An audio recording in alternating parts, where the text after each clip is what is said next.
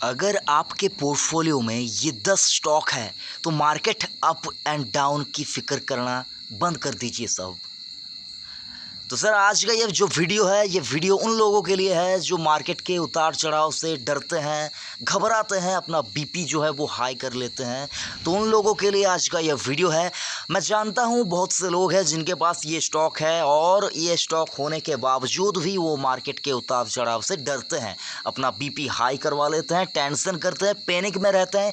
ये तमाम सारे जो चीज़ हैं ये आपको करने की ज़रूरत नहीं होगी अगर आपके पास ये 10 स्टॉक है। हाँ, ऐसा ज़रूरी नहीं कि आपके पास ये 10 के 10 स्टॉक हो, लेकिन अगर आपके पास इनमें से ज़्यादा स्टॉक, अगर इन लिस्ट में से 10 में से अगर 5 स्टॉक 7 स्टॉक भी आपके पास है तो पैनिक मत कीजिए, चिंता मत कीजिए। आपने अच्छी क्वालिटी के स्टॉक में निवेश करके रखा है और उस निवेश को आप बरकरार कीजिए, मतलब उसको रहने दीजिए और उसको निवेश को अगर हो सके तो और करते जाइए। तो वीडियो शुरू करने से पहले मैं तमाम उन लोगों से दरख्वास्त करना चाहूँगा जो चैनल पे पहली बार आए हैं, जिन्होंने अभी तक चैनल को सब्सक्राइब नहीं किया तो सब्सक्राइब कीजिए और नोटिफिकेशन आइकॉन को प्रेस कर लीजिए ताकि इस चैनल पे जब भी कोई नया वीडियो अपलोड तो हर रोज़ होगा तो उसका नोटिफिकेशन सबसे पहले आप तक जाएगा। आप कोई भी न्यूज़ अपडेट यहाँ पर मिस नहीं करेंगे, मार्केट के साथ आप अपडेट रहेंगे।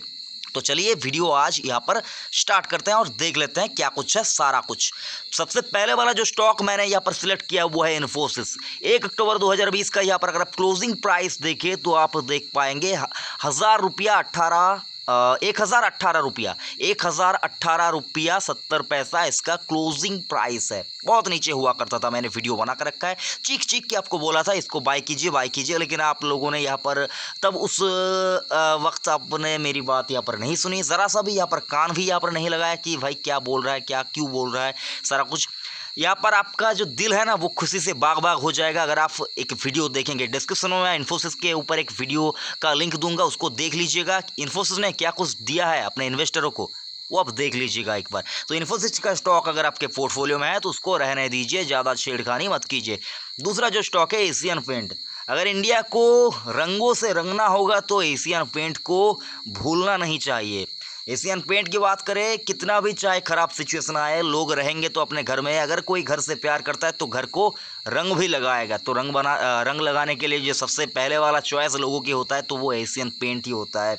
बहुत अच्छा बिजनेस है, बहुत बड़ी कंपनी है और बहुत अच्छी रिटर्न का इसका जो पास्ट ट्रैक रिकॉर्ड है रिटर्न का और ग्रोथ का, सारा कुछ बहुत अच्छा है। मैं एशियन पेंट में अगर आपने यहाँ पर निवेश करके रखा है तो मैं आपको यही कहना चाहूँगा उस निवेश को आप कंटिन्यू कीजिए।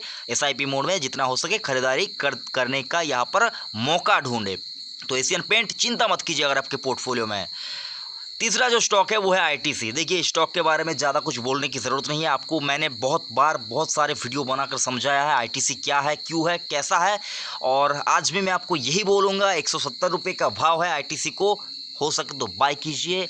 इतना पैसा बनेगा कि आप सोच भी नहीं पाएंगे अगर आपके पास है। हाँ, मैं जानता हूँ अगर आपके पोर्टफोलियो में है ITC का स्टॉक, रिटर्न नहीं बना होगा। अगर आपके पास ITC का स्टॉक है, हो सकता है रिटर्न नहीं बना होगा, लेकिन आपका दिल कभी ये नहीं बोलेगा कि इसको बेच के कोई और स्टॉक खरीद ले, नहीं बोलेगा। आपका दिल कभी नहीं बोलेगा कि ITC से पैसा निकाल कर कोई और स्टॉक खरीदो, कभी आपका दिल ऐसा नहीं बोलेगा। अगर ऐसा बोलता है तो प्लीज़ कमेंट कीजिए साहब, मुझको भी जानना है। उसके बाद जो स्टॉक है वो है L&T, लार्सन एंड ट्यूब्रो। बहुत बड़ा इनका स्टोरी होने वाला है। अगले 5-10 सालों के अंदर अंदर आपको पता चल जाएगा कि ये जो कंपनी ही ये क्या है, आपको पता चल जाएगा। ठीक है साहब, आपको 10 साल के अंदर अंदर पता चल जाएगा कि L&T क्या है।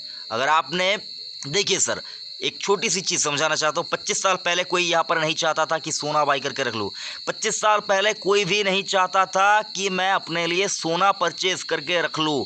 इसी भाव के ऊपर अगर आप देखें, मतलब अगर आप देखें तो L&T भी सोने जैसा एक स्टॉक है, खरीदेंगे तो लॉस नहीं होगा, पैसा डूब नहीं जाएगा, अच्छा खासा डिविडेंड है, बोनस भी बहुत अच्छा देता है। अगर आपके पास है तो इसको रहने दीजिए, जितना हो सके खरीदने की कोशिश कीजिए। बहुत अच्छा स्टॉक है और 10 साल के अंदर अंदर इतना मुझे जो समझ में आता है, अगर आप देखेंगे हर रोज़ इस कंपनी को, मतलब कंटिन्यू इस कंपनी को ऑर्डर मिलता ही जा रहा है। जब ये सारा कुछ काम वगैरह शुरू होगा, जब इनको पेमेंट वगैरह आने लगेंगे तो मानकर चलिए, मतलब एक विस्फोट होगा, स्टॉक को पकड़ नहीं पाएंगे। तब आप सोचते ही रह जाएंगे। आज जैसे रिलायंस को सोच रहे हैं ना कि 800 मतलब 900 हज़ार पे मिल रहा था, मैंने बाय नहीं किया, आज तो 2000 के ऊपर चला गया। तो उसी प्रकार एल&टी भी आप सोच में ही रह जाएंगे कि अगर मैंने उस ज़माने में खरीदा होता, 1 अक्टूबर 2020 तक भी अगर मैंने खरीदा होता तो आज मेरा अच्छा खासा पैसा बन जाता।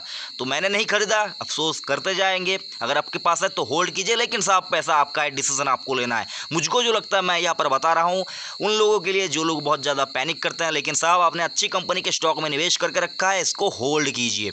उसके बाद जो स्टॉक है एचडीएफसी बैंक, अगर बैंकिंग सेक्टर के स्टॉक डूब जाएंगे तो इंडिया का यहाँ पर मतलब मानकर चलिए इंडिया को कोई पूछेगा भी नहीं। अगर बैंकिंग सेक्टर इंडिया के अंदर यहाँ पर लड़खड़ा जाता है तो इंडिया को कोई पूछेगा नहीं, तो बैंक तो कभी डूबेंगे नहीं। इंडिया के अंदर आरबीआई के तहत जितने भी बैंक को लाइसेंस मिला है तो वो चाहे प्राइवेट बैंक हो, पीएसयू बैंक हो, कोई भी हो, उसको डूबने नहीं देगी। इंडिया का जो यहाँ पर आरबीआई है उसको डूबने नहीं देगी, उसको संभाल लेगी। तो जब सबसे स्ट्रॉन्गेस्ट बैंक है इंडिया के अंदर जो मुझको लगता है वो है एचडीएफसी बैंक। तो इस बैंक के स्टॉक को आप अपने पोर्टफोलियो में होल्ड कीजिए, जितना भी गिरे खरीदारी करने की सोचिए। ये बैंक खत्म नहीं हो जाएगा साहब, ये बैंक की बहुत बड़ी स्टोरी इसकी भी होने वाली है। तो एचडीएफसी बैंक के स्टॉक जिसके पास भी है तो वो पैनिक मत कीजिए, मार्केट को एंजॉय कीजिए, अपने अच्छी कंपनी के स्टॉक में निवेश करके रखा है। उसके बाद जो स्टॉक है वो है एचडीएफसी एएमसी। बहुत ज़्यादा यहाँ पर आप दिक्कत में होंगे, मुझको पता है कि आप यहाँ पर सोच रहे हैं कि मैंने तो बहुत ऊंचे प्राइस पे लिया है, मेरा भाव तो कभी नहीं आएगा, मेरा पैसा तो डूब गया, मेरा पैसा तो डूब गया। सर पीटते होंगे कि मैंने क्यों लोगों की बात सुन के स्टॉक को खरीदा था।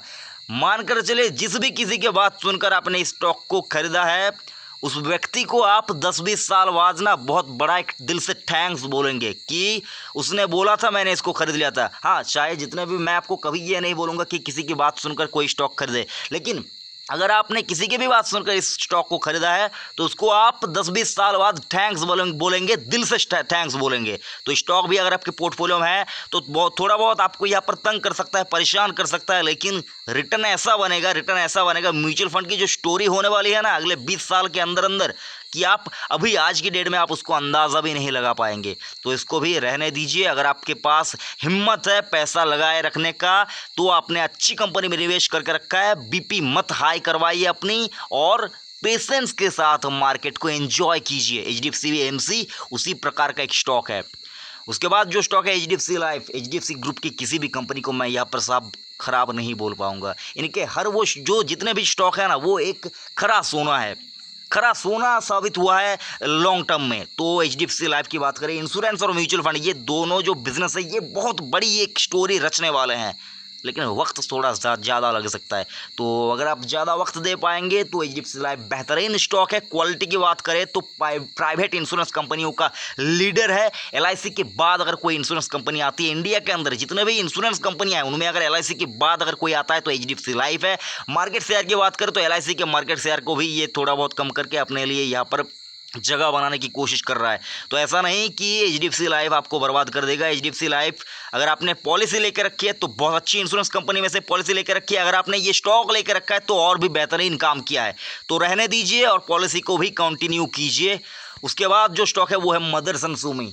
क्या ही कहना है स्टॉक के बारे में, बोनस का बादशाह।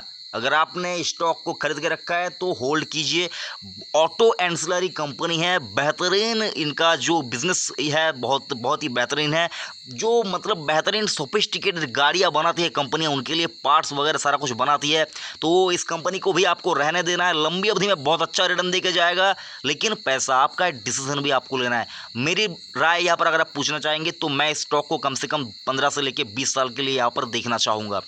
उसके बाद जो स्टॉक है महिंद्रा एंड महिंद्रा, देखिए ट्रैक्टर बनने वाली कंपनी। और अगर आप बात करें तो एक्सयूवी स्कॉर्पियो बुलेरो की बात करें, और जो नया आने वाला है ना थार, जो आ चुका है महिंद्रा थार।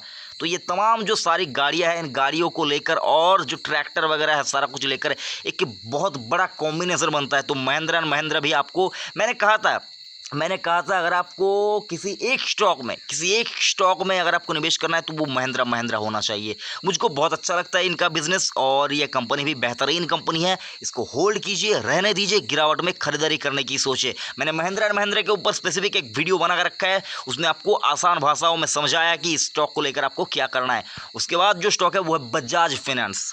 देखिए 1800 पे था तब मैंने यहाँ पर आपको इतनी कोशिश की कि आप इस स्टॉक को खरीदिए, लेकिन साहब आपने उस ज़माने में नहीं सोचा।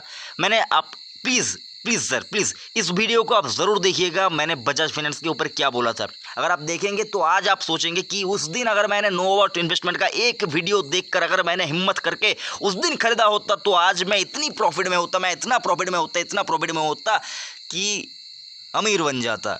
तो उसी प्रकार का बजाज फाइनेंस भी है साहब। ये स्टॉक भी आपको 5 साल बाद इस प्राइस पे नहीं मिलेगा। अगर यहाँ ये स्टॉक पिटे हैं, किस लिए पिटे हैं? कोविड की वजह से पिटे हैं। और जो बिज़नेस करते हैं ना, बिज़नेस की बात करें, एक बार बिज़नेस को समझ लेंगे, कोई और स्टॉक सोचेगा भी नहीं आपको लेने के लिए। बजाज फाइनेंस ऐसा बिज़नेस करता है। तो बेहतरीन कंपनी है, बेहतरीन रिटर्न है, फंडामेंटली बहुत स्ट्रॉन्ग ये जो कंपनी है। तो आपको इसको भी आपको रहने देना है, होल्ड करना है, पैनिक नहीं करना है, मार्केट को एंजॉय करना है। तो ये जो 10 स्टॉक की सूची मैंने आपको बताई, इनमें से अगर आपके पास ज़्यादातर स्टॉक आपके पास हैं तो पैनिक बिल्कुल भी मत कीजिए। अपना जो बीपी है उसको हाई मत करवाइए साहब। आप अच्छा रिटर्न कमाएंगे लंबी अवधि में, ये लिख लीजिए। लेकिन एक बात और भी कहना चाहूँगा, मेरे बोलने से आपको कोई भी स्टॉक में फ्रेश खरीदारी नहीं करना है और मेरे बोलने से आपको कोई डिसीजन भी नहीं लेना है। मैं बस आपको यहाँ पर अपने दिल से मैं जो सोचता हूँ वो आपके साथ शेयर करता हूँ। तो आपको भी उसी प्रकार से दिल से लेना है और दिल जो बोलता है उसको दिमाग में डालकर फिल्टर कर लेना है और जो कुछ सारा कुछ निकल के आता है उसको अप्लाई करना है अपने निवेश में। तो यही कुछ तमाम चीज़ें थी जो आपके साथ मैं शेयर करना चाहता था। वीडियो कैसा लगा ज़रूर से कमेंट करके बताइएगा। कुछ कहना चाहते हैं, कुछ पूछना चाहते हैं, कुछ सलाह देना चाहते हैं, वो भी आप कमेंट बॉक्स का यूज करके कर सकते हैं। और अगर आपने अभी तक चैनल को सब्सक्राइब नहीं किया तो सब्सक्राइब करके ही जाइएगा। थैंक यू, जय हिंद।